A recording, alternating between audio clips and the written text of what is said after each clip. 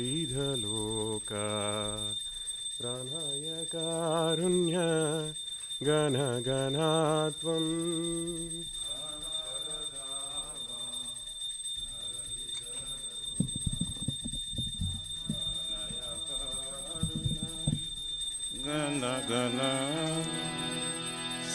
संसारधावा नललीधलोका त्राणाय कारुण्य गणगणात्वम् संसारधावा नललीधलोका त्राणाय कारुण्य गणगणात्वम् प्राप्तस्य कल्याण गुणार्णवस्य वन्दे गुरो श्रीचरणरविन्दम् प्राप्तस्य कल्याण गुणार्णवस्य वन्दे गुरो श्रीचरणरविन्दम् महाप्रभु कीर्तन नित्य गीता वादित्र्यमाद्यान् मनसुरसेना महाप्रभु कीर्तन नित्य गीता वादित्र्यमाद्यान् मनसुरसेना रोमाञ्चकम्पा श्रुतरङ्गबाजो वन्दे गुरो श्रीचरणरविन्दम्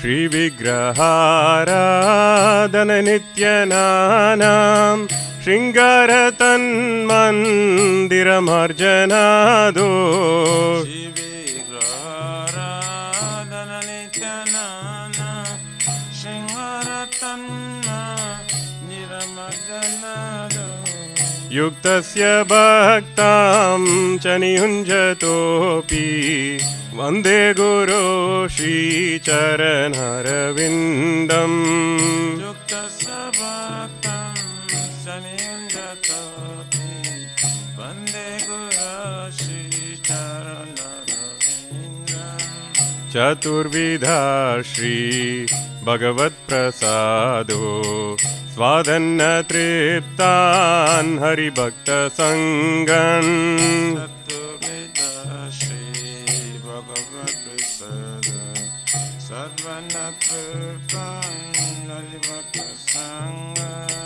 कृत्वैव तृप्तिं भजत सदैव वन्दे गुरो श्रीचरणरविन्दम्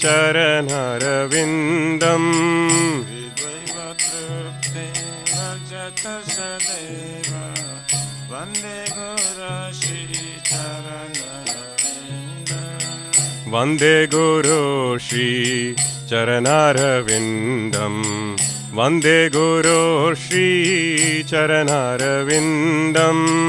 वन्दे गुरो श्रीचरणरविन्दम् वन्दे गुरो श्रीचरणरविन्दम् श्रीराधिका माधवयोरपार माधुर्यलीला गुणरूपनाम्नाम् श्रीराधिका माधवयोरपार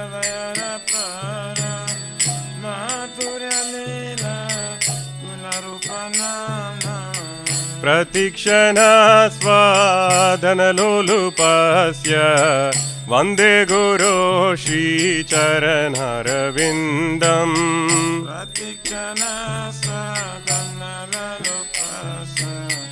वन्दे गुरो श्रीचरणरविन्दम् निकुञ्जयूनो रतिकेलिसीद्यै यायालिभिर्युक्तिरपेक्षणीया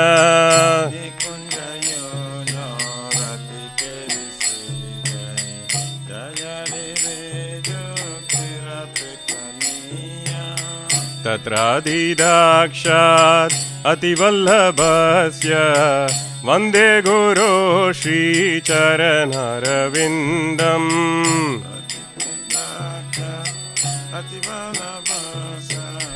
वन्दे गुरो श्रीचरणरविन्दम् वन्दे गुरो श्री चरणारविन्दं वन्दे गुरो श्री चरणारविन्दं वन्दे गुरो श्री चरणारविन्दं वन्दे गुरो श्री चरणारविन्दं साक्षादरीत्वेन समस्तशास्त्रैर्युक्तस्तथा भाव्यत एव सद्भिः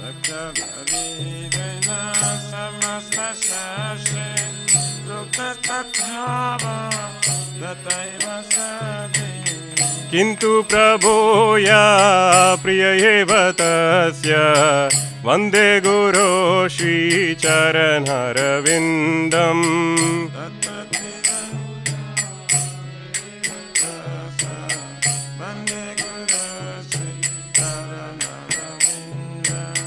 किन्तु प्रभोया प्रिय एव तस्य वन्दे गुरो श्रीचरणरविन्दम् किन्तु प्रभोया प्रिय एव तस्य वन्दे गुरो श्रीचरणरविन्दम् यस्य प्रसादात् भगवत्प्रसादो यस्य प्रसादात् न गति कुतोऽपि यस्य प्रसादात् भगवत्प्रसादात् यस्य प्रसादात् न गति कुतोऽपि यस्य प्रसादात् भगवत्प्रसादो यस्य प्रसादात् न गति कुतोऽपि यस्य प्रसादात् भगवत्प्रसादात् यस्य प्रसादात् न गति कुतोऽपि ध्यायं स्तुवं तस्य यशस्त्रिसन्ध्यान् वन्दे गुरो श्रीचरणरविन्दम् ध्यायं स्तुवं तस्य यशस्त्रिसन्ध्यान् वन्दे गुरो श्रीचरणरविन्दम् वन्दे गुरो श्रीचरणरविन्दम् वन्दे गुरो श्रीचरणरविन्दम् वन्दे गुरो श्रीचरणरविन्दम् वन्दे गुरो श्रीचरणरविन्दम् नमः ॐ विष्णुपदाय कृष्णप्रस्थाय भूतले श्रीमति भक्ति वेदान्त स्वामिन्निति नामिने नमः ॐ विष्णुपदाय कृष्णप्रस्थाय भूतले श्रीमति भक्ति वेदान्त स्वामिनिति नामिने नमस्ते सरस्वती देवे गौरवाणी प्रचारिणे निर्विशेष शून्यवादी पाश्चात्देशतारिणे नमस्ते सरस्वती देवे गौरवाणी प्रचारिणे निर्विशेष शून्यवादी पाश्चात्देशतारिणे जय श्री कृष्ण चैतन्य प्रभु नित्यानंद श्री अद्वैत गदाधर शिवासादि गौर भक्तवृंद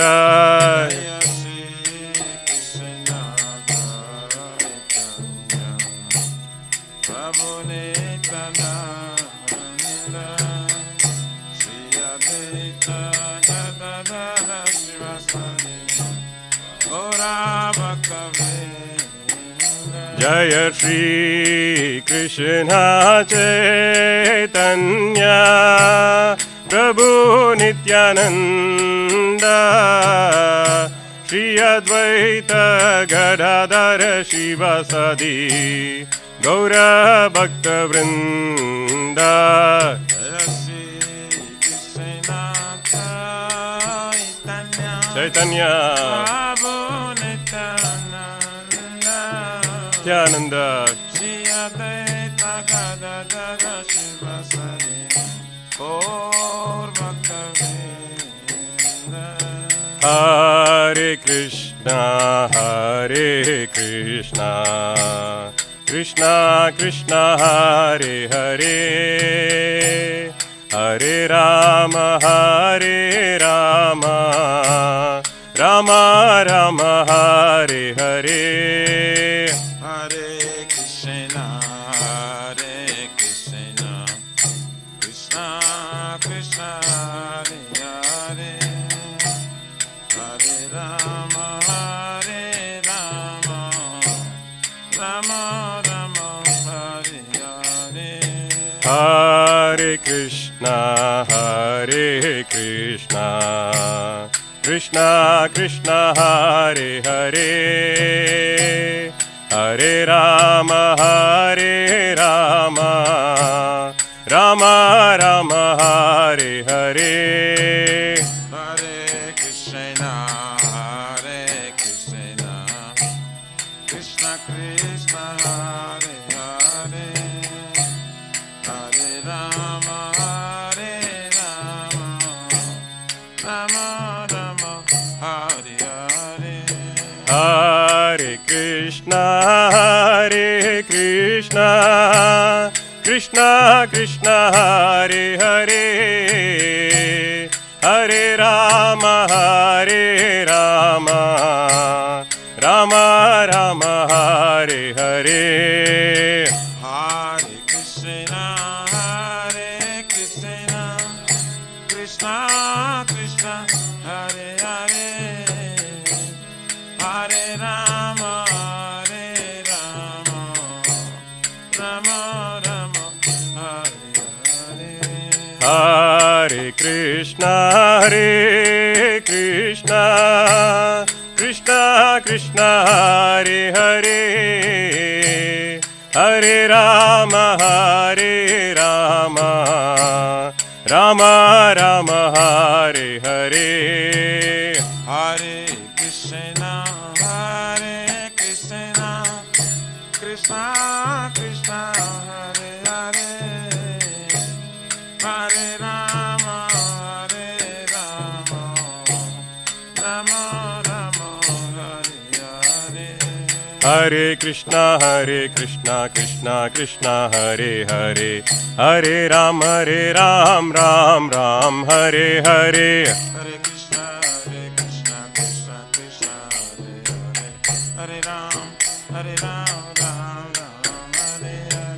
Hare Krishna, Krishna Krishna, Hare Hare, Hare Ram, Ram Ram, Hare Hare. Hare Krishna, Krishna Krishna, Hare Hare, Hare Ram, Ram Ram, Hare Hare. Hari Haraya Nama, Krishna Yadavaya Namah, Hare Nama, Krishna Yadavaya Namah, Yadavaya Madhavaya Keshavaya Namah, Yadavaya Madhavaya Keshavaya Namah. Gopal Govindaram Shri Madhusudanam, Gopal Govinda Ram Shri Madhusudan, Giridhari Gopinath Madana Mohanam, Giridhari Gopinath Madana Mohan, Shri Chaitanya Nityananda Shri Advaita Sita, Chaitanya Nityananda Shri Advaita Sita, Hari Guru Vaishnava Bhagavata Gita, Hare Guru Vaishnava Bhagavata Gita, Shri Rupa Sanatana Bhatta Raghunatha, Shri Rupa Sanatana Bhatta Raghunatha, Shri Jiva Gopala Bhatta Dasa Raghunatha. Shri Jiva Gopala Bhatta Dasa Raghunatha. Hare Krishna, Krishna Krishna, Hare Hare, Hare Rama, Rama Rama, Hare Hare. Hare Krishna,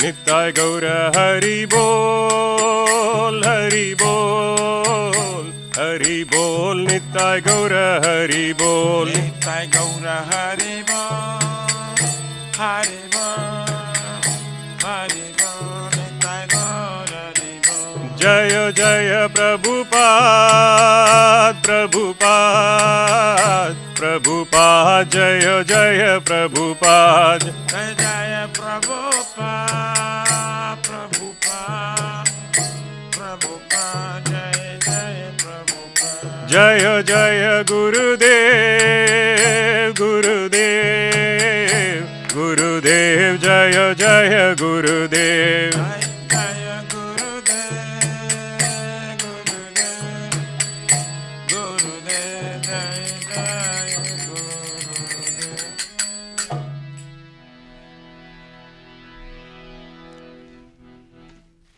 Jai Vishnupada Paramahansa Prabhajagacharya Sutara Sarashishi Maharaji Divine Grace. Abhajaravina Bhakti Vedanta Swami Maharaj Srila Prabhupada Ki Jai. ISKCON Pratishta Bhiviti Samstavakacharya Vaishnava Siromani Patita Pavana Srila Prabhupada Ji Maharaj Ki Jai. Shri Gauriya Guru Varga Patita Udhari Ki Jai. Shri Rupa Sanatana Bhatra Gunata Shri Jiva Gopala Bhatta Dasa Guna Sat Goswami Prabhu Ki Jai. Namacharya Srila Haridas Thakur Ji Ki Jai. Ananta Koti Vaishnava Vrindi Ki Jai. प्रेम से कहो श्री कृष्ण चैतन्य प्रभु नित्यानंद श्री अद्वैत गदाधर शिवासारि गौर भक्त वृंद की जय। जय परम दयाल श्री नित्यानंद प्रभु की जय। जय प्रेम नाम संकीर्तन एक जनाक प्रेम पुरुषोत्तम श्री सच्चिदानंद श्री गौरंग श्री चैतन्य महाप्रभु गौर हरि मावरणावतार की जय। गोलोकेर प्रमधान हरिनाम संकीर्तन जय की जय। जुग धर्म हरे कृष्ण महामंत्र की जय। Brihad Midanga Transcendental Book Distribution Seva Ki Jai. Shri Shri Radha Krishna Gopa Gopna Radha Kund Syamakund Giriraj Govardhan Ki Jai. Shri Brajapum Vrindavan Mathurdham Ki Jai.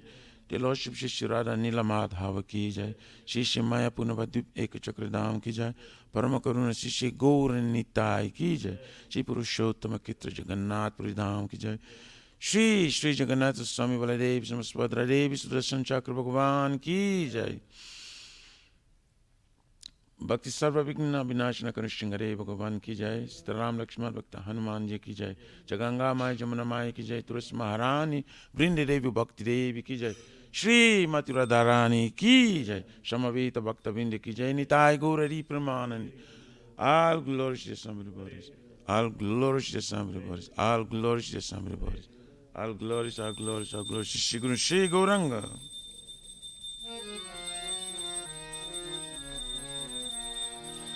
Namaste Narasingaya.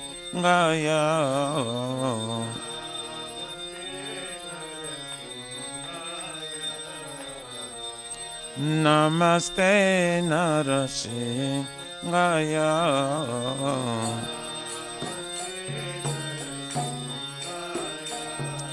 Pralada la da da ine.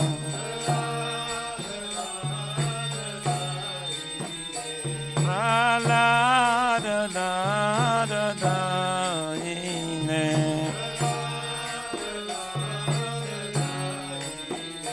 Hiranyakasipu vaksa.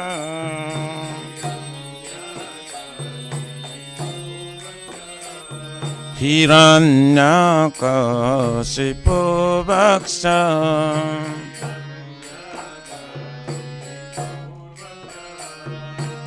Silatankanakalaye.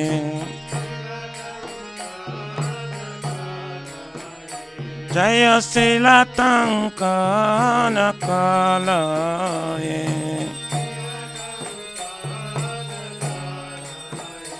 Ito nisingo parato nisingam.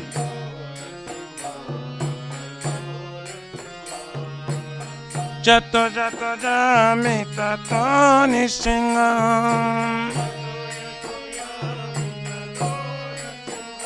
Pair nisingam, rudaye nisingam.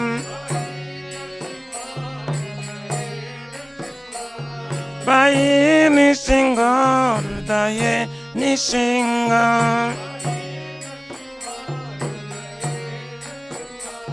Narasingha Madim Sharanam Prapade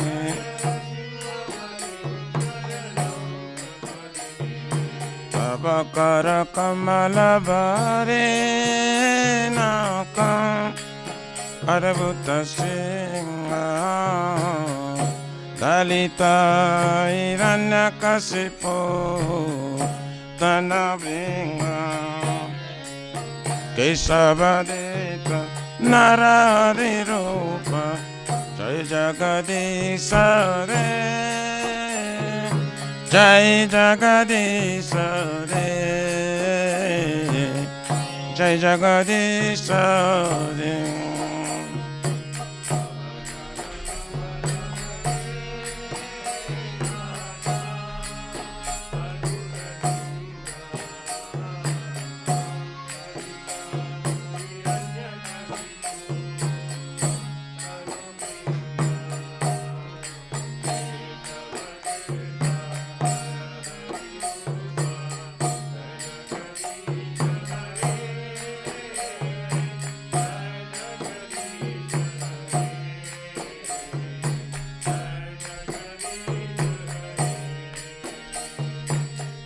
Sabadruta Narahari Rupa Jai Jagadisha Re Jai Jagadisha Re Jai Jagadisha Re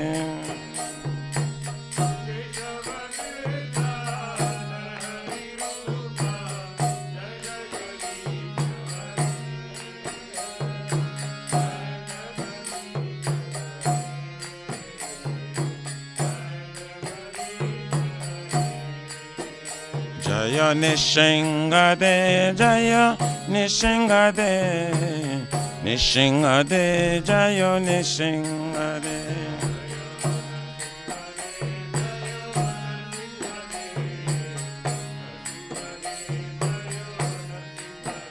Jaya Narahari, Jaya Narahari, Narahari, Jaya Narahari.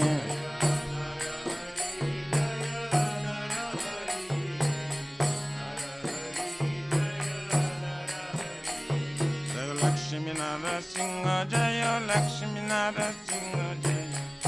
Narasimha Jaya Lakshmi Narasimha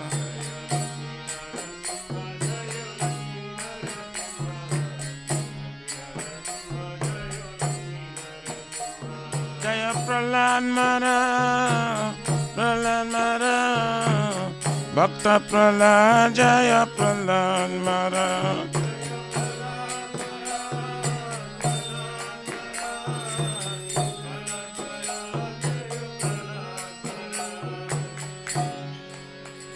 Jai Shri Shri Bhakti Pata Sarvighnashana Karishingare Bhagwan Ki Jai Bhakta Shrestha Shri Prahlad Maharaj Ki Jai Nitai Gaurari Premanande Hari Hari Bo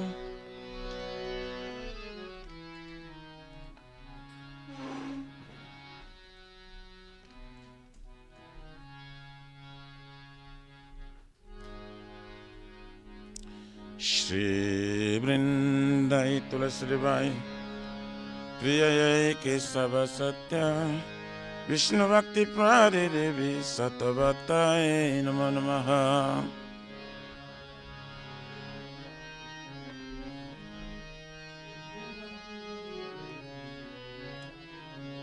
Vrindayai Tulasibai Priyayai Kesava Satya Vishnu Bhakti Prade Devi Satavatai Namo Namaha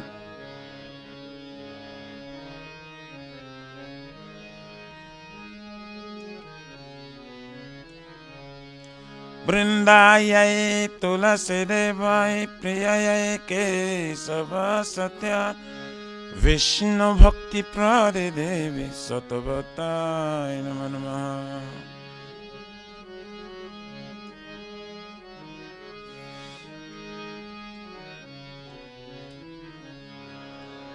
Shrimati Tulsi महारानी वृंद देवी की।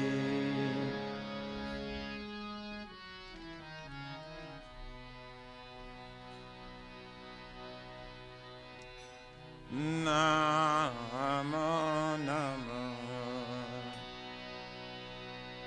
तुलसी कृष्ण प्रेयसी। नमो नमः तुलसी कृष्ण प्रेयसी।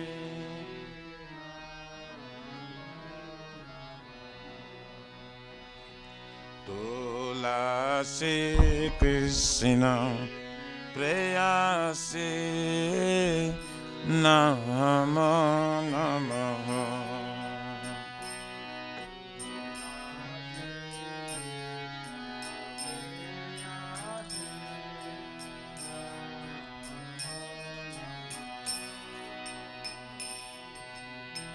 राधा कृष्ण सेवा पावम ऐया बेलासी।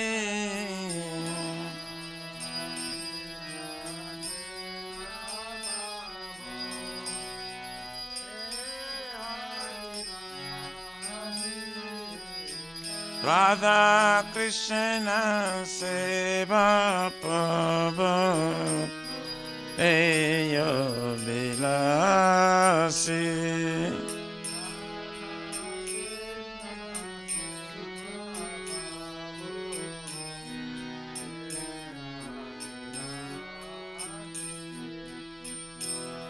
जे तुम्हार शरणला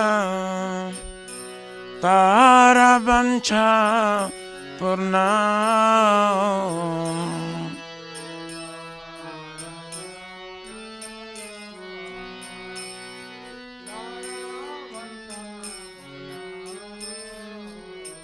कृपा करे कर तोरे वृंदावन वासी।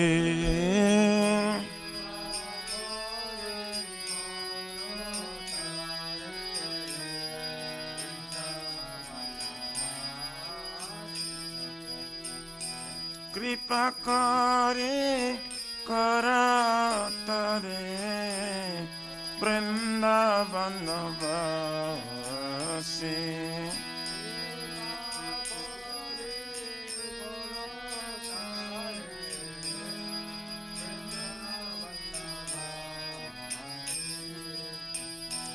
मोरा या बेला विलास कुंज दिया।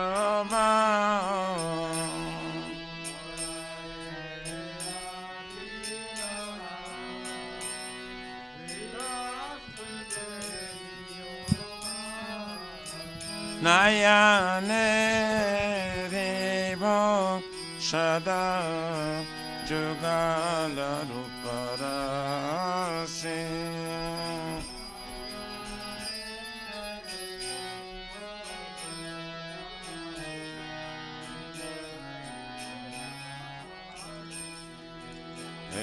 निवेदन धर शकीरनुगत कर।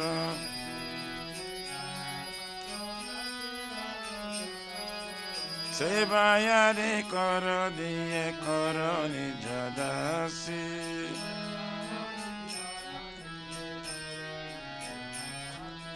दीना कृष्ण दास कौन ए नाम राओ।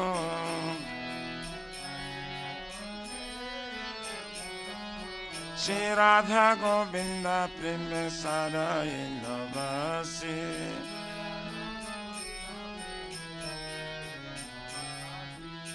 श्री राधा गोविंद प्रेम साराय नवासी।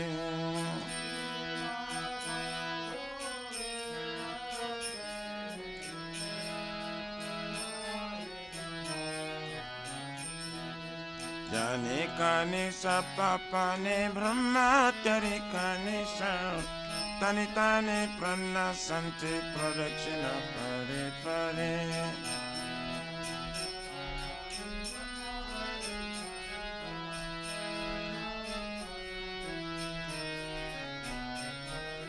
Jani kani sa papa ne brahma tari kani sa tani tani prana santi pradakshina pare pare.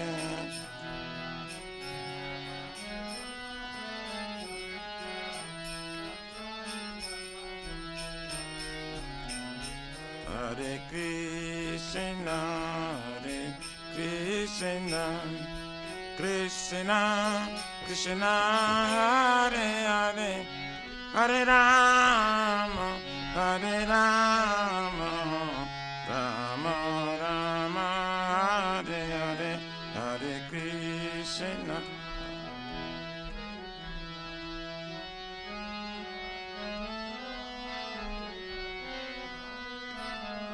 Hare Rama, Rama Rama,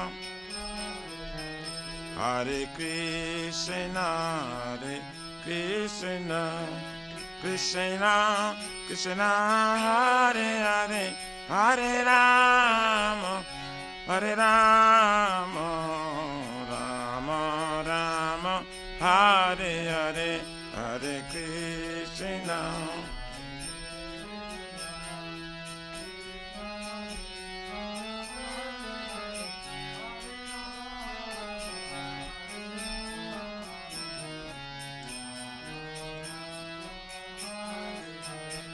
Hare Krishna, Hare Krishna, Krishna Krishna, Hare Hare, Hare Rama, Hare Rama, Rama Rama, Hare Hare.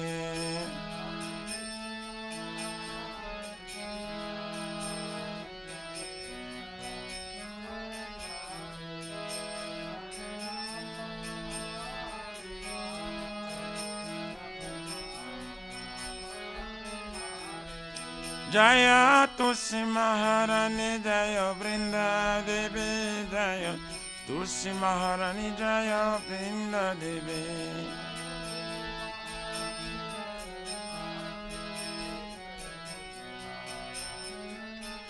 Nitai Gora Haribo Haribo Haribo Nitai Gora Haribo.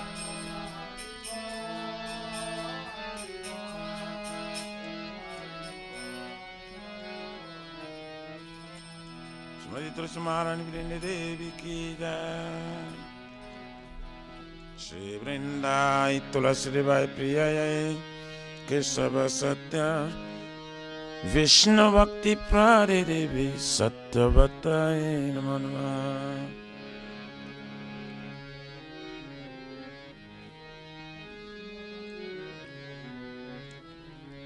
Vrindai Tulasi Devai Priyai Kesava Satya Vishnu Bhakti Prade Devi Satyavatai Namo Namah.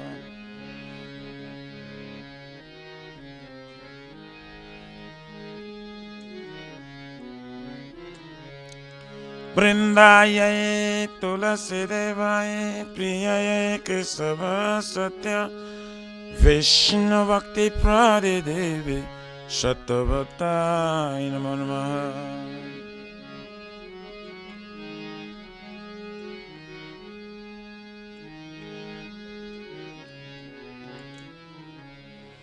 Shrimati Tulasi Maharani Brinda Devi ki jai.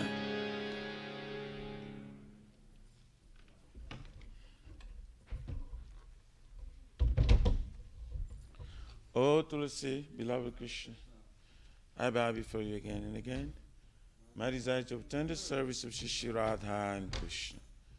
Whoever takes shelter of you as wishes fulfilled, bestow your mercy upon him, you make him resident of Vrindavan.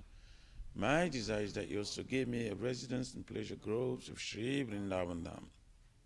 As within my vision, I will always behold the beautiful pastimes of Radha and Krishna.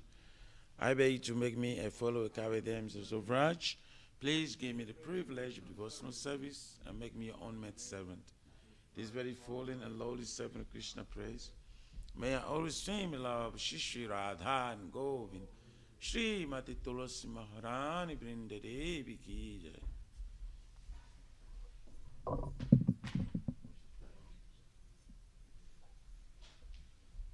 Shri Chaitanya Mahaprabhu Sikhastakam Ki Chito Darpanamajanam Bhavamādhava Nirvapanam Shri Akariva Chandika Vitaranam Vidyavado Jivanam Anandam Udivardhanam Pariparam Purnamrita Swadanam Sarvatmasnam Param Param Vijayati Shri Krishna Sankirtanam Nam Namakari Vaudhani Sarva Shaktis Tatrarpita Niyamita Smarane Nakala Etadrushi Tava Kripaya Bhagavan Mamapi Durdhaiva Midrisham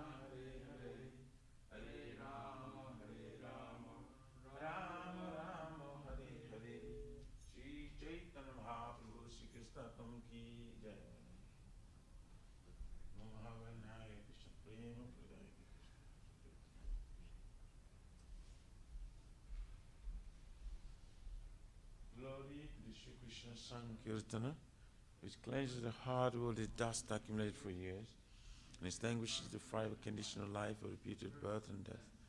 This Sankirtan moment is the prime benediction for humanity at large. God expressed the rays of the benediction moon. It is the life of all transcendental knowledge. It increases the ocean of transcendental bliss and enables us to fully taste the nectar for which we're always anxious. O my Lord, your holy name alone can render all benediction to living beings. And thus you have hundreds, millions of names like Krishna and Govinda. In these transcendental names, you have invested your transcendental energy. There is not even hard and fast rule for chanting these names.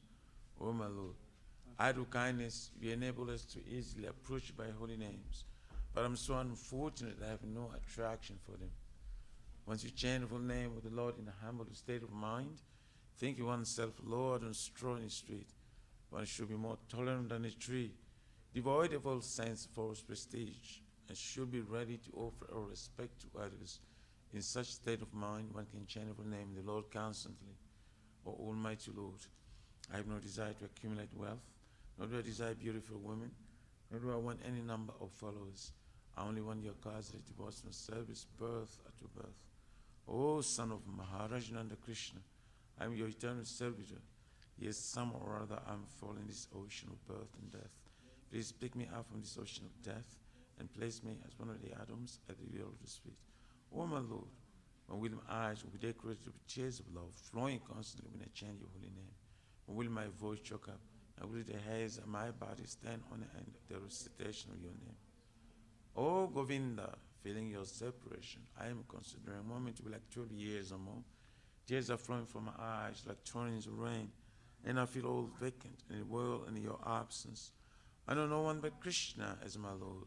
and it should remain so, even if sandals me roughly by his embrace, or makes me broken-hearted by not being present before me. He is completely free to do anything and everything, for he is always my worshipful Lord, unconditionally. Shri Shri Shri Kyastakam Ki Jai. Namo Mahabharanaya Krishna Prema.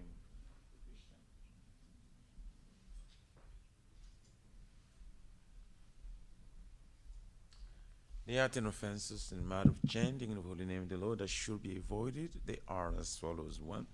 To blaspheme devotees who dedicate their life for propagating the holy name of the Lord. 2. To consider names of demigods like Lord Shiva or Brahma to be equal to or independent of the name of Lord Vishnu. 3. To disobey the orders of the spiritual master. 4. To blaspheme the Vedic literature or lordships and presumes the Vedic version. 5. To consider the glories of chanting Hare Krishna to be imagination. 6. To give some interpretation on holy name of the Lord. 7. To commit sinful activities on strength of chanting the holy name of the Lord. 8. To consider the chanting of Hare Krishna is one of the auspicious ritualistic activities which are often in Vedas as fruitive activity karma kanda. 9. To instruct the faithless person about the glories of holy name. And 10. To not have complete faith in chanting of holy name, and to maintain material attachments, even if understanding so many instructions on this matter. It also an offense to be inattentive while chanting. Every devotee who claims to be Vaishnava must carefully guard against these 10 offenses in order to quickly achieve the desired success. Krishna Prema. Now let us offer our most humble obeisances unto all the Vaishnavas, devotees of the Lord. They are just like desire trees that can fulfill the desires of everyone, and they are full of compassion for the fallen conditioned souls.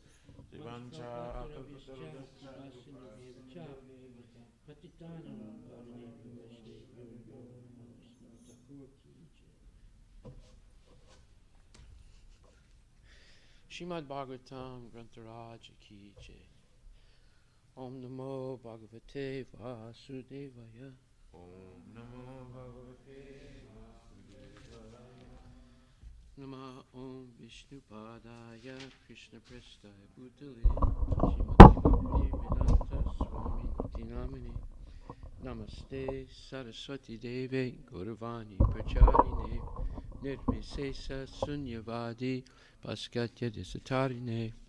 Jaya Shri Krishna Chaitanya Prabhu Nityananda Shri Advaita Gadadhar Shivasadi Gaur Bhaktivinoda.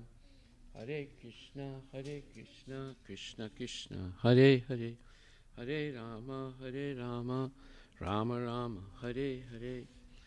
Srimad Bhagavatam Grantaraj Ki Jai.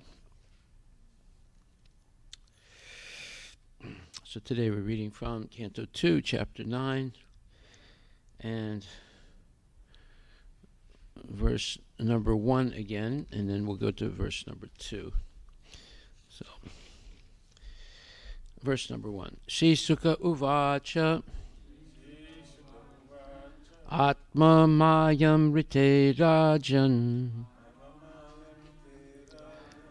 Parasyanu Bhavatmanaha Nagate Tarta Sambandha Swapna Gradastur Ivanjasa.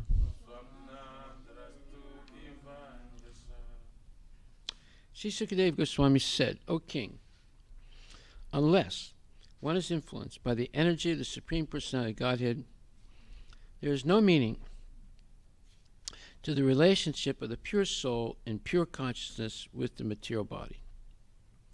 That relationship is just like a dreamer's seeing his own body working. Purport by His Divine Grace A.C. Bhaktivedanta Swami Prabhupada. Maharaj Parikshit's question as to how a living entity began his material life, although he is apart from the material body and mind, is perfectly answered. The spirit soul is distinct from the material conception of his life, but he is absorbed in such a material conception because of being influenced by the external energy of the Lord, called Atma Maya. This has already been explained in the first canto in connection with Vyasadeva's realization of the Supreme Lord and his external energy. The external energy is controlled by the Lord, and the living entities are controlled by the external energy, by the will of the Lord. Therefore, although the living entity is purely conscious in his pure state, he is subordinate to the will of the Lord in being influenced by the external energy of the Lord. In the Bhagavad Gita 15:15 also the same thing is confirmed. The Lord is present within the heart of every living entity, and all the living entities' consciousness and forgetfulness are influenced by the Lord. So this is extremely profound. We covered this already, but I'm going to go over it much more in depth. This first paragraph is so profound because it explains what our dilemma is, what our problem is in this life. And it's a huge problem because everyone is subject to this. So if we go back to the verse itself, it says, Sri Sukadeva Goswami said, O king, unless one is influenced by the energy of the Supreme Personality of Godhead, there is no meaning to the relationship of the pure soul and pure consciousness with the material body. So right there is, this requires a lot of explanation, which is in the verse itself. But it says, unless one is influenced by the energy of the Supreme Personality of Godhead. So what is that energy? That he's talking about Atma Mayam. So if we look up in the verse, it says Atma Mayam Rite Rajan. What is that Atma Mayam? It is the energy of the Supreme Lord. And in the verse it says, unless one is influenced by the energy of the Supreme Personality of Godhead, there is no meaning to the relationship of the pure soul and pure consciousness with the material body. Okay, so this is what is confusing for living entities. So in the purport it says, the spirit soul is distinct from the material conception of his life, but he is absorbed in such a material conception because of being influenced by the external energy of the Lord, called Atma Maya. Okay, so now we know what Atma Maya means. It's the external energies, or the material conception of life. Now what is that material conception of life? That I am this body. I have 5 very highly developed senses in this body, and I should use them for sense gratification. That's the material conception of life, right? So, as long as we are under the influence of the Atma Mayam, what happens?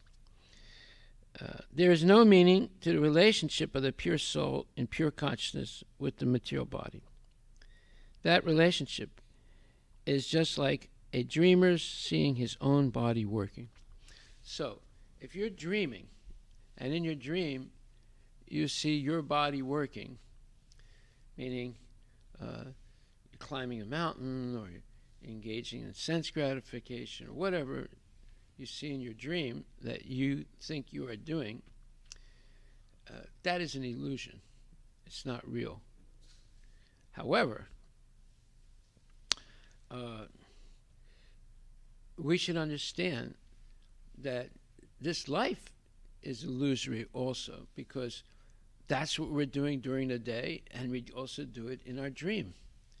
We're imagining things that we're doing, and based on sense gratification and under the influence of the Atma Maya, the external energy of the Lord. So, therefore, Prabhupada once talked about the daydream and the night dream. When you wake up in the morning and you remember something of a dream that you saw in your sleep, you call that the night dream. And then when you go to sleep, then whatever you did during the day, it's like the daydream. So Prabhupada said there's daydream and night dream. As long as we think that the goal of life is sense gratification. We are in a state of illusion, and everything we're doing is like a dream. So this is hard for materialistic people to understand. So someone would say, well, you mean everything I'm doing during the day, is it actually a dream? It's not real? Well, when you go to sleep at night, yes, it becomes like a dream, because now you're having some other experience with your sense gratification with your body. And during the day, you have another experience, a different experience of sense gratification with your body. So both are dreaming states. Why? Because you identify with the body. You identify with matter. And you think, I am a product of matter. And people help you understand this. You go to school and they deny the existence of the soul. Or if they say there is a soul, it's made of matter. It's made at let's say, a higher state of matter. So you begin to believe, I am this body. Your parents help you believe that, and the school helps you believe that, and you read all these different books by philosophers. They help you to believe that. And even some religionists, they help you to believe that I am this body. Like in Christianity, your body after death has to be protected. So you buy a casket and you get buried in a cemetery. So again, they're emphasizing, I am this body. So how do we get out of this dilemma? Well, let's read on. The spirit soul is distinct from the material conception of his life. What does that mean? The material conception of life is, I am this body, and my goal in life is sense gratification. That's the material conception of life. But he is absorbed in such a material conception because of being influenced by the external energy of the Lord called Atma Maya. So that's what this verse is about when it says, there is no meaning to the relationship of the pure soul and pure consciousness with the material body. So, okay, so let's look at the English here, because it's very important that we learn how to read English and understand it. It's not a question of understanding the meanings of the words only, but you have to understand, when those words together, what is the actual meaning of the sentence. So it says here, Sri Sukadeva Goswami said, O king, unless one is influenced by the energy of the Supreme Personality of Godhead, there is no meaning to the relationship of the pure soul and pure consciousness with the material body. So let's rephrase this. And okay, so if we say, O king,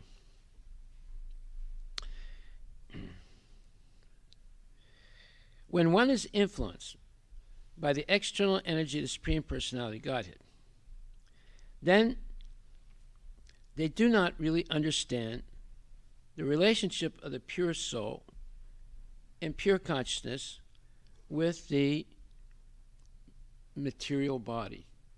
So in other words, it's saying, if we are influenced by the Atma Maya, the external energy of the Lord, then we do not understand that the pure soul and pure consciousness is not the body. It's not related to the body at all. It's simply, one becomes related to the body by the material energy of the Lord, by identifying falsely the soul with the body. This is what's being said here. Yeah. It is the same thing like we're saying that. Speak in the microphone. Speak in the microphone.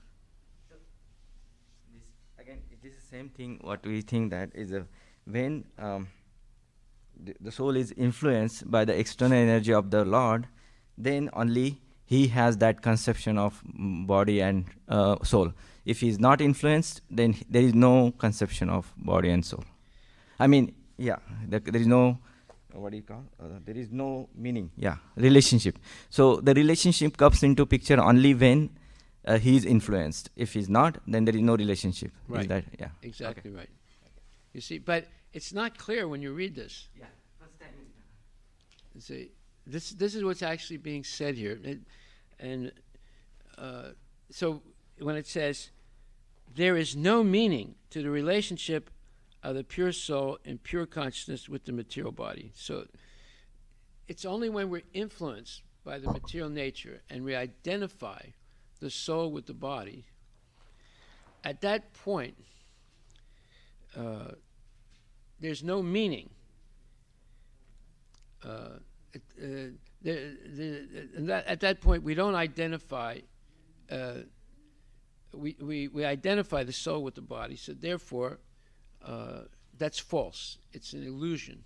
It's not true. So what do we say is an illusion? An illusion is something that was never true in the past, the present, or the future, but we believe it's true. Therefore, it's an illusory concept.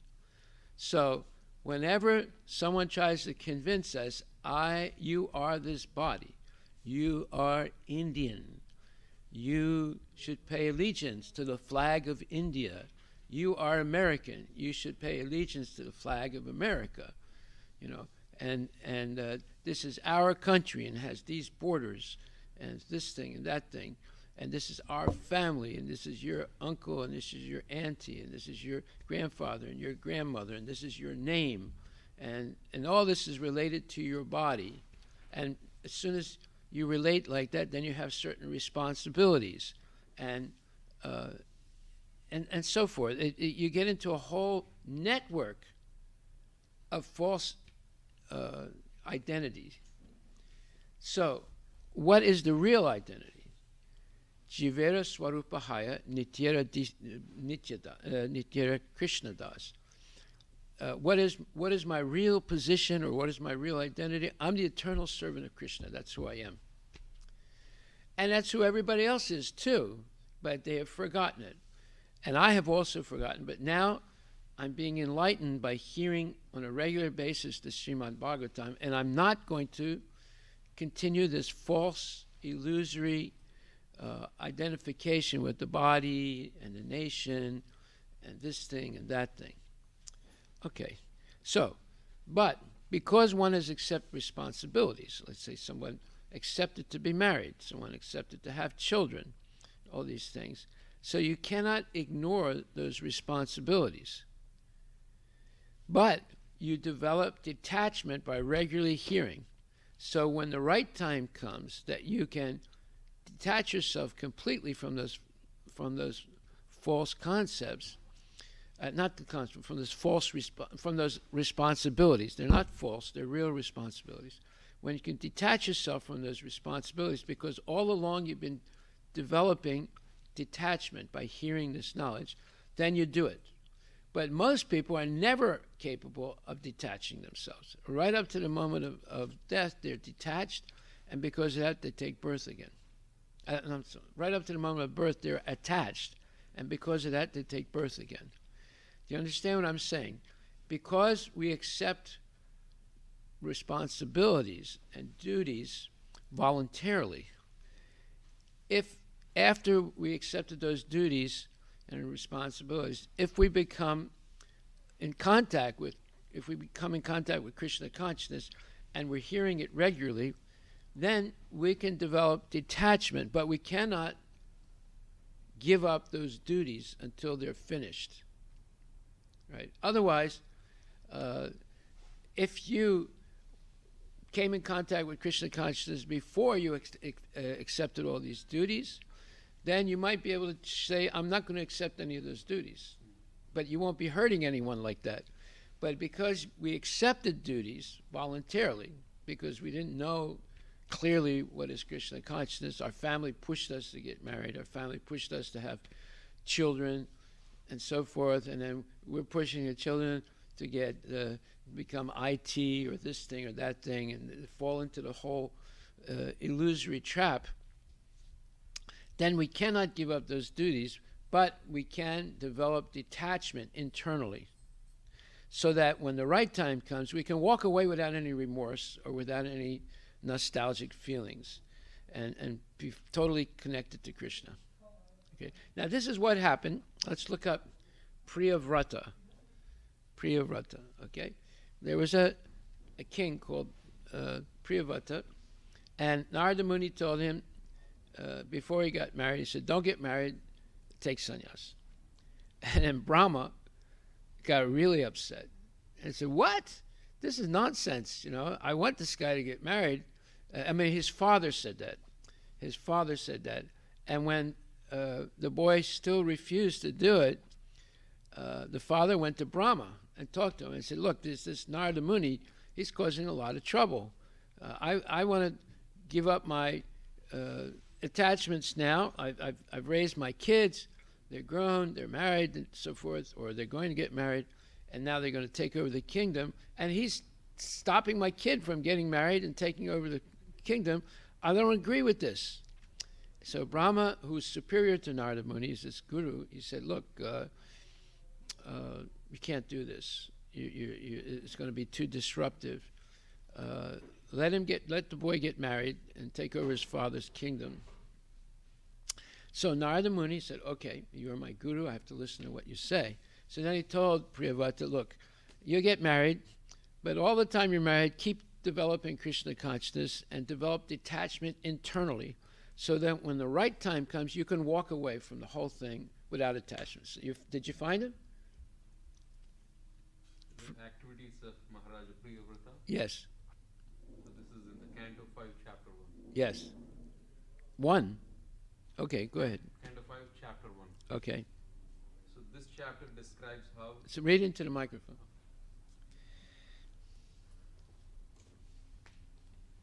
This chapter describes how King Priyavrata enjoyed royal opulence and majesty and then returned to full knowledge. King Priyavrata was detached from worldly opulence and then he became attached to his kingdom. But finally he again became detached from material enjoyment and thus achieved liberation. When King Parikshit heard about this, he was struck with wonder and he was somewhat bewildered as to how a devotee with no attachment for material enjoyment could later become attached to it. Thus, in astonishment, he questioned Sukadeva Goswami about this. That's all that's there? No, there's more. Go ahead. Yeah. In response to King's inquiries, Sukadeva Goswami said that devotional service, being transcendental, cannot be deviated by any material influences. Priyavrata had received transcendental knowledge from the instructions of Narada, and therefore he did not want to enter a materialistic life of enjoyment in a kingdom. He accepted the kingdom, however, at the request of such superior demigods as Lord Brahma and Lord Indra, the king of heaven. Everything is under the control of the Supreme Personality of Godhead, the supreme controller, and everyone must work accordingly. Just as a bull is controlled by a rope tied to its nose, so all conditioned souls are forced to work under the spells of the modes of the nature. A civilized man, therefore, works according to the instructions of Varna and Ashrama. Even in materialistic life, however, no one is free to act. Everyone is compelled to accept a certain type of body offered by the Supreme Lord, and thus be allotted different grades of happiness and distress. Therefore, even if one artificially leaves home and goes to forest, he again becomes attached to materialistic life. Family life is compared to a fortress for practicing sense control. When the senses are controlled, one may live either at home or in forest. There is no difference. When Maharaja Priyavrata, following the instructions of Lord Brahma, accepted the royal throne, his father Manu left home for the forest. Maharaja Priyavrata then married Barhishmati, the daughter of Vishwakarma. In the womb of Barhishmati, he begot 10 sons named Agnidhara. You don't have to read Okay, them all. all these names. And he also begot one daughter whose name was Urjvaswati. Maharaja Priyavrata lived with his wife and family for many thousands of years. The impressions from the rims of Maharaja Priyavrata's chariot wheels created 7 oceans and 7 islands. Of the 10 sons of Priyavrata, 3 sons named Kavi, Maheshwara and Savana accepted sannyasa, the 4th order of life. and the remaining 7 sons became the rulers of the 7 islands. Maharaja Priyavrata also had a second wife, in whom he begot 3 sons named Uttama, Ravi, Vata, and Tamasa. All of them were elevated to the post of Manu. Sukadeva Goswami thus described how Priyavrata achieved liberation. And then the actual text. Shall I continue? No, I mean, okay, let me just give a quick conclusion. He was ordered by Brahma to get married. He didn't want to. Because Narada Muni convinced him. Narada Muni goes around and convinces people to become pure devotees. But his father complained. Manu complained. Said, "Look, that's going to stop me from renouncing everything, and he has to accept." And Brahma overruled Narada Muni. Narada Muni didn't get upset. But he did tell him, if you read the rest, you'll see, he did tell him, look, you get married, you act like you're a henpecked husband, and you have children, you do everything your father wants you to do, but develop detachment internally. See? So that when the right time comes, you just walk away without any remorse. So the right time is after he made the 7 islands on the earth planet. And he had 10 sons, and 3 of them became sannyasis, and 7 of them became manus, right? And then he had another 3 sons, and in other words, he did everything correctly, right? But he was simultaneously developing detachment by meditating on what his guru had taught him. And when the right time came, which was after thousands of years, he walked away with no attachment at all, because he was developing detachment internally that whole time. So he performed it purely as a matter of duty. As a matter of duty. If we can understand this is a big point. If we can understand this, then you will be saved from a lot of mistakes in life. Or we will be saved from a lot of mistakes in life. And it doesn't matter whether you're a man or a woman, both should understand this and function in this way. Because if we accept responsibilities and duties, we cannot whimsically walk away from them. No. We have to, you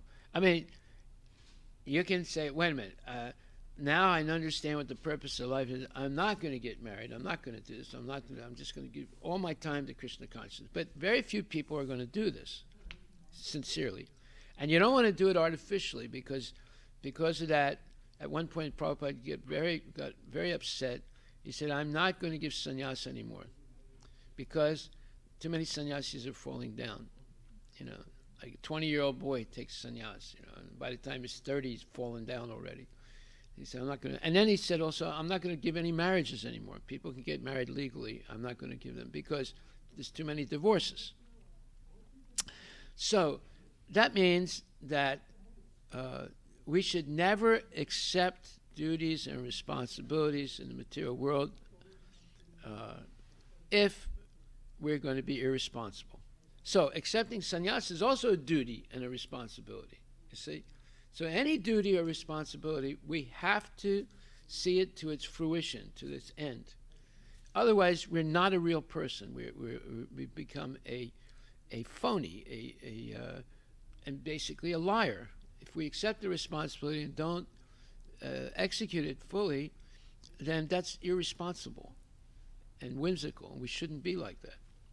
But, if you accept the responsibility to cook a barbecue every year in July 4th, well, that's a nonsense responsibility, okay? You're not obliged to do that, right? But if you have children, and or you accept the responsibility to take care of your parents, and all these different things, and you don't do it, it's a very severe, or if you get children and then you get divorced and you walk away from the marriage and the wife is stuck with the children, things like that are all very sinful activities, and one will suffer for it. So there's a saying in my language that says, before you go in, think how you're going to get out, right? So if you're going to accept responsibilities in life, that's okay. There's nothing wrong with it. like you accept to be initiated.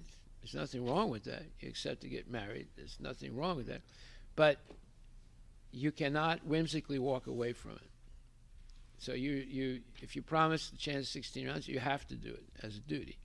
If you get married and have children, you have to raise them properly, hopefully to become devotees, get them married if they want to get married, or bless them that they can take sannyas or not get married. But you cannot whimsically walk away from them and from any of these responsibilities. And like I said, if your responsibility is to cook a barbecue for 4th of July, you're not bound to do that. You can walk away from that at any time. So some people, oh no, I have to do it. I promise to do it. No, that's nonsense, right? Okay, so I wanted to make this point because this is very important. If we don't understand it, and it's not clear, the English here, it's a little bit difficult to understand. It says, unless one is influenced by the energy of the Supreme Personality of Godhead, there is no meaning to the relationship of the pure soul and pure consciousness with the material body. That relationship is just like a dreamer seeing his own body working. So, like I said, another way of saying this would be, if one is influenced by the material energy of the Supreme, or the external energy of the Supreme Lord, then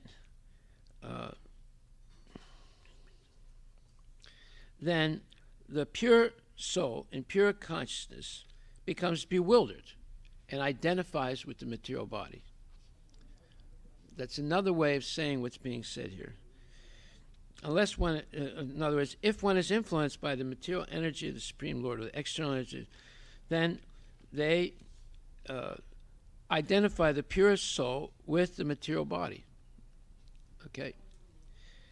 And that relationship of identifying the purest soul with the material body is like a dreamer seeing his own body working. Can we elaborate on that one? A dreamer doesn't see his own body working, right, when he's in the dream state? Yes, he does.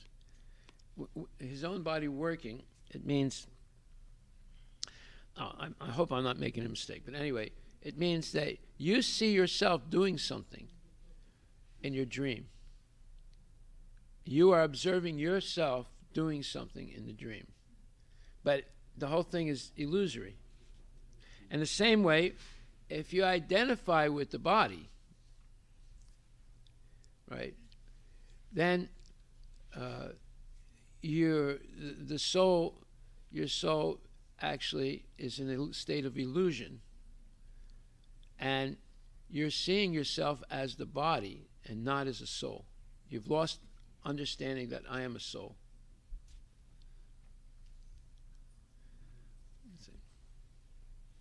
Okay, are there any questions about that? So in the purport, it says, Maharaj Pariksit question as to how a living entity began his material life, although he is apart from the material body and mind, is perfectly answered. See, he asked this question previously in the previous chapter, right? And now Sukadeva Goswami is going to answer it.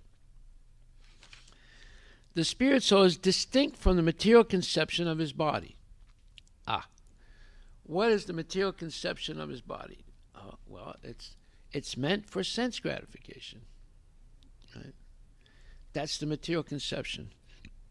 But the soul is distinct from that. The soul is not meant for sense gratification. But when it identifies with the body, it becomes bewildered and thinks, I should use this body for sense gratification. This happens to everybody.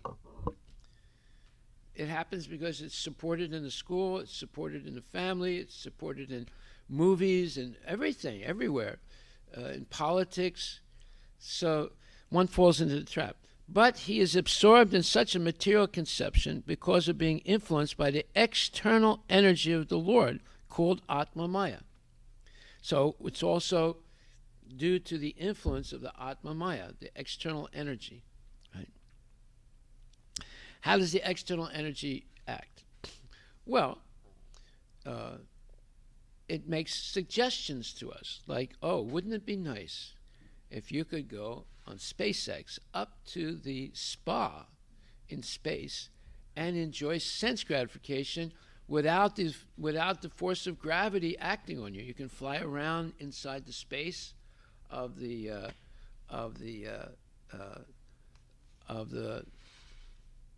spa in outer space, and then you can fly around above the swimming pool, and then sort of dive into the swimming pool, and then come up and fly around above it, and you can engage in all kinds of sense gratification, 500 miles into space, without the force of gravity forcing you to stand up on the ground, So this idea enters into the mind, right?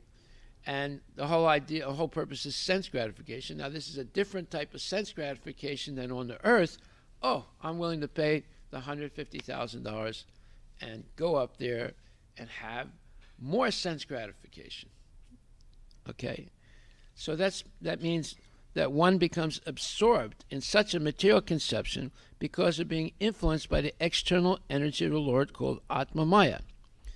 This has already been explained in the first canto in connection with Vyasadeva's realization of the Supreme Lord and his external energy. The external energy is controlled by the Lord, and the living entities who are in illusion are controlled by the external energy, by the will of the Lord. So if we desire sense gratification, then we come under the indirect control of the Lord through his external energy, right? And if we desire Krishna, then we can free ourselves from the influence of the external energy and be engaged fully in devotional service. Okay? Therefore, although the living entity is purely conscious in his pure state, he is subordinate to the will of the Lord in being influenced by the external energy of the Lord. Okay, so why does it say subordinate? Because if we're liberated, we are equal to the Lord in some ways. And we explained this yesterday. We become equal to the Lord as far as being eternal. He is eternal and we're eternal. That's equal, right? And we always are like that because our soul is eternal, but we forget it due to the influence of the external energy. So when we become free of the external energy, we attain that equality again with the Lord, being eternal. Now we're not completely equal to him in knowledge and in bliss, but we can take advantage of his knowledge and bliss and become fully aware of things, but his knowledge and bliss are always increasing, so we can never keep up to it. So in other words, that makes us always anxious to continue. Just like you take a kid to Disneyland, he's having a great time, and it's like a magical world. Or you take your kid to the waterworks, these parks where you go down slides and go into the water and this thing and that thing. And when you say, well, it's time to go home, the kid starts crying, I don't want to go home. Right? Because he got the taste for the sense gratification, and he doesn't want to go home. And he starts crying and throws a tantrum. Or you put him on the mechanical horsey outside of Costco, right? Like this, it goes up and down, up and down. It costs 50 cents, right? And then it comes to a stop, and they say, okay, now we got to go. And he says, I don't want to go, and I want to ride again. Now, so you see, that gives you a hint of what's happening in the spiritual world. Because everything's always increasing, you don't want it to stop because it's so good, right? But that can only happen in the spiritual world. It can't happen here. At a certain point, and like we said, due to the laws of nature, any sense gratification will always be followed by some kind of misery. So, our sense gratification is always going to be interrupted in the material world by misery. But in the spiritual world, it's never interrupted. Therefore, there's never any boredom in the spiritual world. It's always exciting. Okay. Just like when one succeeds in sense gratification, they get excited, right? And they want more and more and more. But see, that just gives them more and more misery. But in the spiritual world, that spiritual excitement because of being engaged in the devotional service of the Lord never ends and is never punctuated by misery. Okay. So in the Bhagavad Gita 15:15 also, the same thing is confirmed. The Lord is present within the heart of every living entity, and all the living entities' consciousness and forgetfulness are influenced by the Lord. Okay. So that means whatever's going to happen to us depends on our desire. And if we fix our desire to serve Krishna, then Krishna personally takes care of us. But if we fix our desire on our own sense gratification, then Maya takes care of us. And when she takes care of you, it's not nice. It's very, very miserable. And even initiated devotees, even sometimes brahmanas, they don't understand this. Because either they don't understand English properly, or they don't read at all, and they don't come to any classes. So therefore, they're always in trouble because they're committing sinful acts in the name of Krishna consciousness. See? So you have to hear this explained. If we don't explain it, if a person doesn't explain it to you, you won't really understand it yourself simply by reading. You see? Or you'll think, well, yeah, okay, let's go to the next verse. You know. That's also the influence of Maya. Yeah, because you should say, wait a minute, I didn't understand this. What does this mean? Unless one is influenced by the energy of the Supreme Personality of God, there is no meaning to the relationship of the pure soul and pure consciousness with the material body. You say, what do you mean? Of course there's the meaning. I'm Andhra Pradeshi. Why did you say there's no meaning? But see, that's a misinterpretation of the verse. You see my point? You say, what do you mean there's no meaning? I'm Andhra Pradesh, or I'm a Telangana. I perfectly understand the relationship of my pure soul to my body. No, that's not what it says. You see how easy it is to misinterpret things. Okay. So then I did say that if for today you have to prepare by reading Canto 1, Chapter 7, verse number 4, 5, 6, 7, and 8. So anyway, I want to go over that. So 175 says, due to the external energy, the living entity, although transcendental to the three modes of material nature, thinks of himself as a material product and thus undergoes the reactions of material miseries. There it is. This is a very clear language. There's no ambiguity about the language. It says, although the living entity is transcendental to the three modes of material nature, he thinks of himself or herself as a material product. Yeah, I am Andhra Pradeshi, or I am Telangana, or I am Bengali, or I am Bangladeshi, or I am this, or I am that, or I am Latino, or I am Eastern Washingtonian girl, you know. One time a lady told me, I'm an Eastern Washingtonian girl. Now that's a long litany of false identification right there. So anyway, it says, although transcendental to the three modes of material nature, thinks of himself as a material product. I am this body. This body is made of earth, water, fire, air, ether, mind, intelligence, force. That's who I am.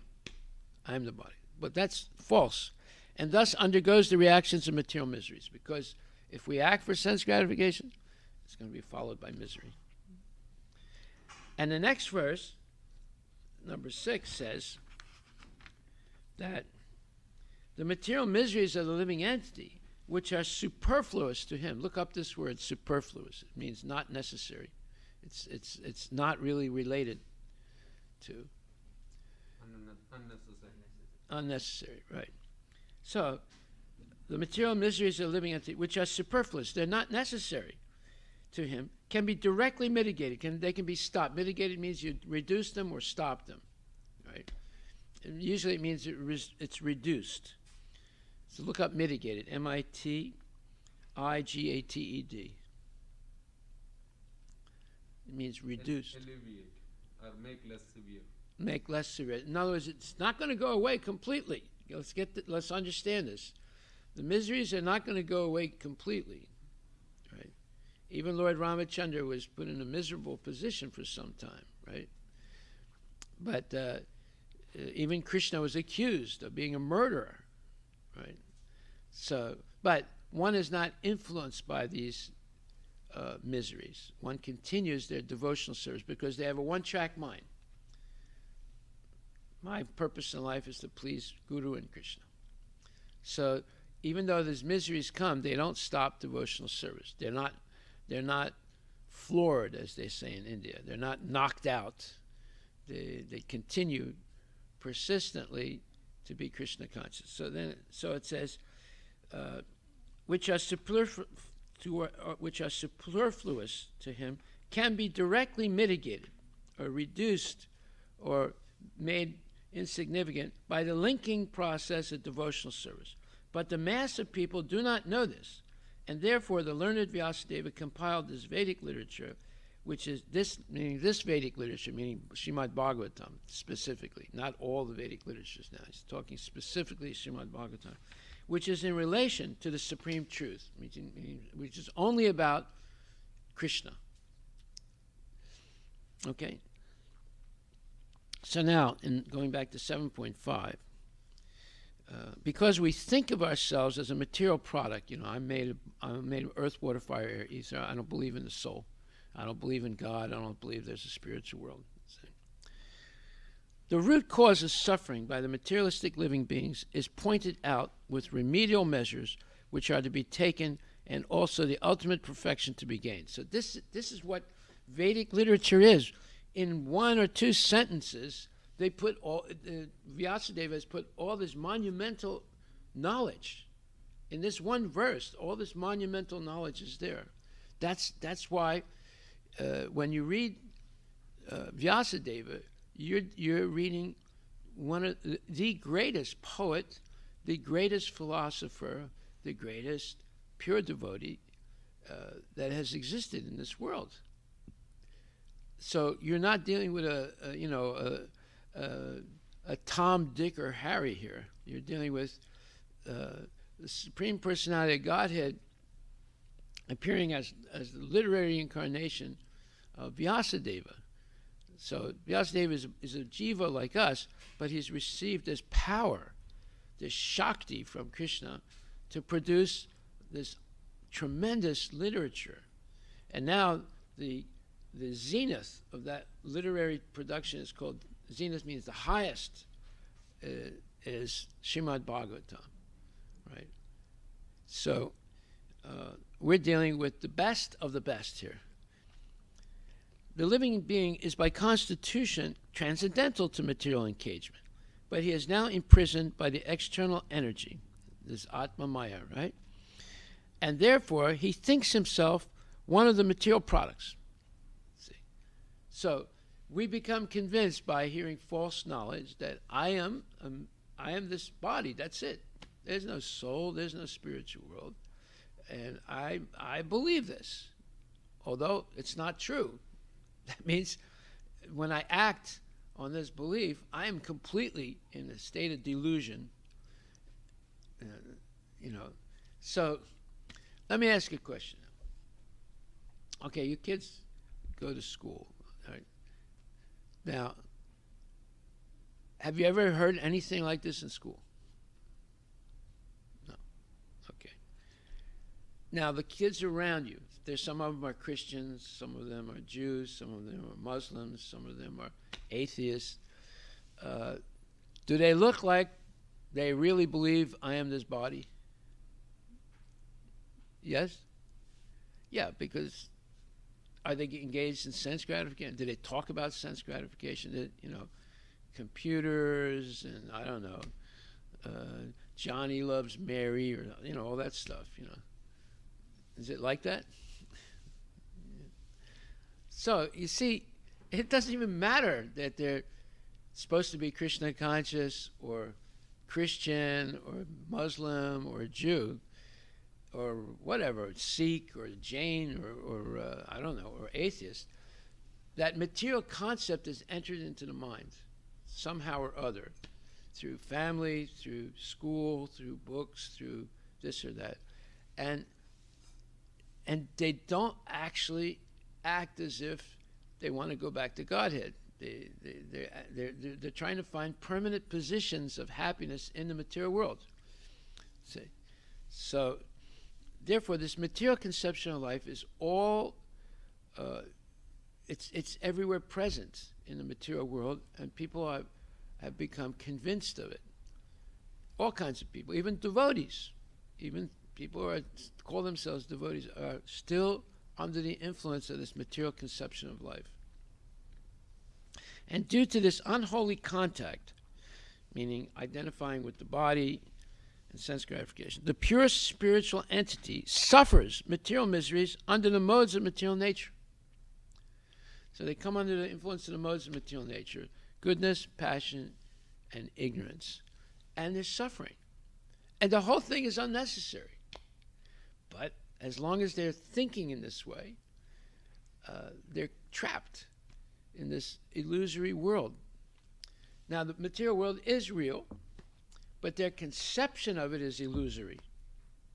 They're looking for a permanent place for sustainable sense gratification. And they're willing to work really hard, earn a lot of money, and get all these gadgets and houses and cars and boats and airplanes. You know, when someone gets really rich, they buy their own airplane. And they have special toilets. It's the same stool for everyone, but they get a special toilet, right? And a special this, and a special that, a special bed, and a special, what do you call that? Alarm system, right? Like yesterday, all of a sudden this thing popped up on my computer. You know, you can get a free. It's a free thing that you can wear around your neck or on your wrist, and anytime you're in trouble, you know, this is mainly for older people. Anytime you're in trouble, you just press a button, and immediately the hospital or the ambulance will come and save your life. Right? And I tried to get rid of it, and it wouldn't go away. You know, and then finally I figured out how to get rid of it. Right. So this happens to people. You know, all of a sudden, you know, you're looking at something, and this thing pops up. You know, and it says you can get this free, and it won't let you get rid of it right away, because they're convinced that if they can talk to you enough, they'll convince you that you must have this thing for your own safety. Well, yeah, some people accept that, and sometimes they get saved. You know, an older person is living at home by themselves, and then they trip and they break a leg, and no one's there to help them. You know, so you know, they press the button, and the ambulance comes and helps them. So it's not that it's completely nonsense, but it is what you would call an invasion of privacy by, you know, forcing you to see this pop up, and then trying to get rid of it. You can't get rid of it. So they want to have 30 seconds to 1 minute of your attention, because they have such an impelling message that they're sure that a majority of people will accept it. So of course nothing is free, right? But they put free, you know, so that it catches your interest. They need to catch you for 30 seconds to 1 minute. And then they can, you know, and they know not everyone's going to accept, but if they can keep you interested to read for a minute, at least 10% will accept. So if you take, or 5 to 10%. So if you take 5 to 10% of 25 million people, how much is that? You see, it's a big number, and that's the way they're doing these things. They're counting on at least 5% of the people that get this pop-up to say yes, right? Unfortunately, this is the world we're living in today, right? Before, they didn't have anything like this, right? There was no internet, there was no cell phone, there was no television. People were peaceful, and they were I mean, oftentimes Indians tell me, they said, well, my grandmother, she was chanting Hare Krishna. She had a bead bag and she was chanting Hare Krishna. And she had cows, and we used to go there on vacation from Delhi. And it was really nice, the farm was really nice, and they didn't have television, they didn't have, so you're only two generations away from that. You see, before there was no television, there was no cell phone, there was no movies, there was no Bollywood, Hollywood, any of that nonsense. But people were living, and they were raising their families, and people were good, Okay, so anyway, I wanted to just, I'll stop there. I wanted to give you an idea of how profound these verses are, 1.7, 0.5, 6, 7, and 8. If you understand just this will give you the root cause of suffering by the materialistic living beings, the remedial measures which are to be undertaken to cure it, and the ultimate perfection to be gained, going back to Godhead. There you are. All that is explained in the few verses. Okay, so we'll start. So tomorrow we'll go on to text number 2. Are there any questions?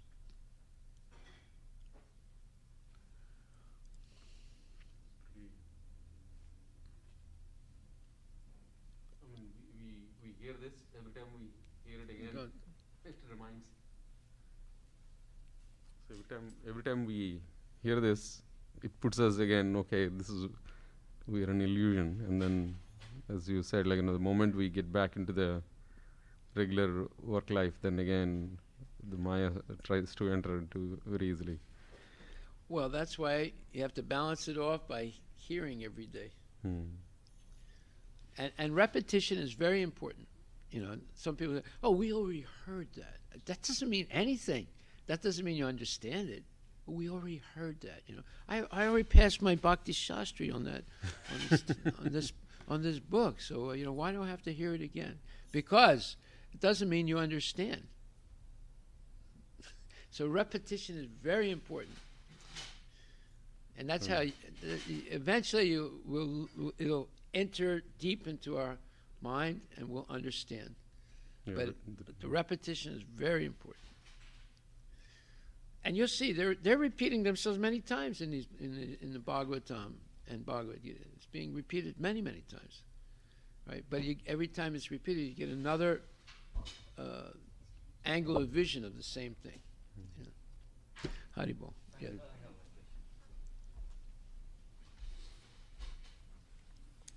So Maharaj, in the same verse, the purport,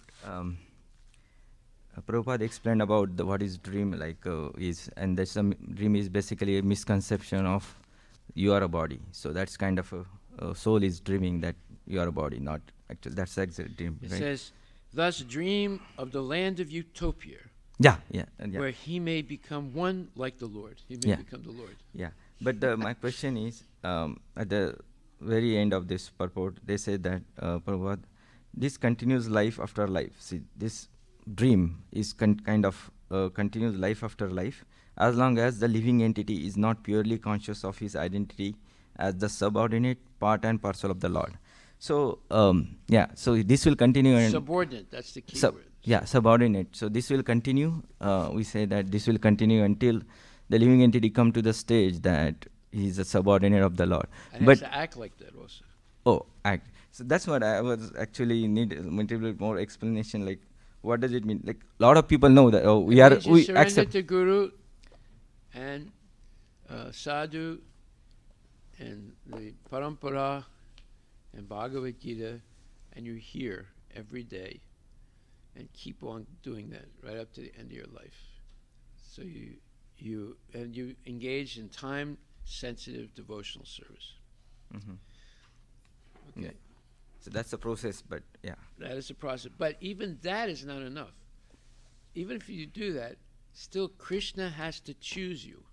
Mm-hmm. He's got to be so pleased by your sincerity, then he elevates you to this position of being a pure devotee. Mm-hmm. Because these things are mechanical, right? we're being forced to do it. You know, because you're in this state, you have to come to Mangala Aarti, you have to come to the morning class, blah blah blah, right? Well, you're being forced to do it. It doesn't mean that you would do it on your own if you had if you didn't feel duty bound to do it, right? So this is mechanical stuff, but the proof is that you actually engage with love and devotion to Krishna, and then if Krishna is pleased, then he blesses you to be transcendental to the modes of material nature and so forth.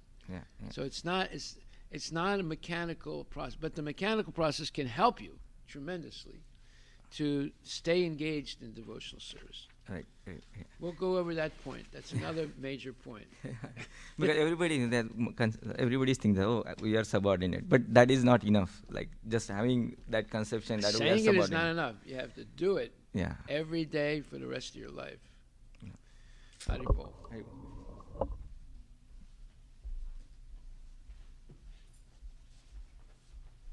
Oh, by the way, Prabhu, take this.